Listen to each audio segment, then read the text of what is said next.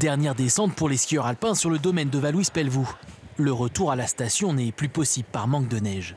En dessous de 1500 mètres, on a eu très peu de neige, on a eu beaucoup de pluie, beaucoup de douceur. Et là, le manteau neigeux est tellement dégradé qu'on a été obligé de fermer, la partie basse quelques jours plus tôt que prévu.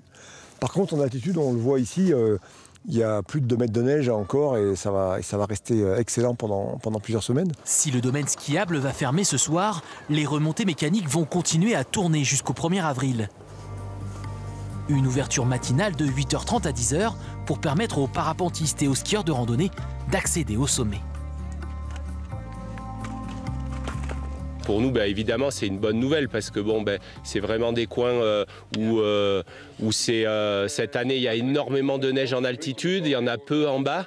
Donc avoir cette possibilité jusqu'à un peu plus tard dans la saison, ça va nous ouvrir un champ de possibilités qui est vraiment intéressant, quoi. On montait au top, 2900 mètres, donc c'est la première fois pour nous de monter une otage comme ça. Donc un peu pression. C'est déjà extrêmement rare de trouver encore des stations qui font un forfait skieur de randonnée. Alors qui plus est, lorsqu'elles me permettent de skier encore un peu plus longtemps, c'est merveilleux. C'est une initiative excellente qu'on salue. Avec le réchauffement climatique, la maire de la commune a bien conscience qu'il va falloir faire évoluer le modèle économique des stations. Elle souhaite faire de Vallouise-Pelvoux une place forte du ski de randonnée.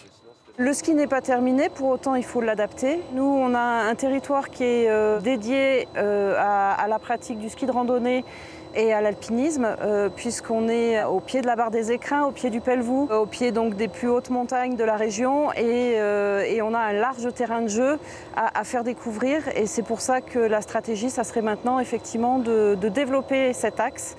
Le forfait réservé aux skieurs de randonnée a d'ailleurs eu beaucoup de succès cet hiver, avec plus de 2000 passages. Un chiffre en constante progression.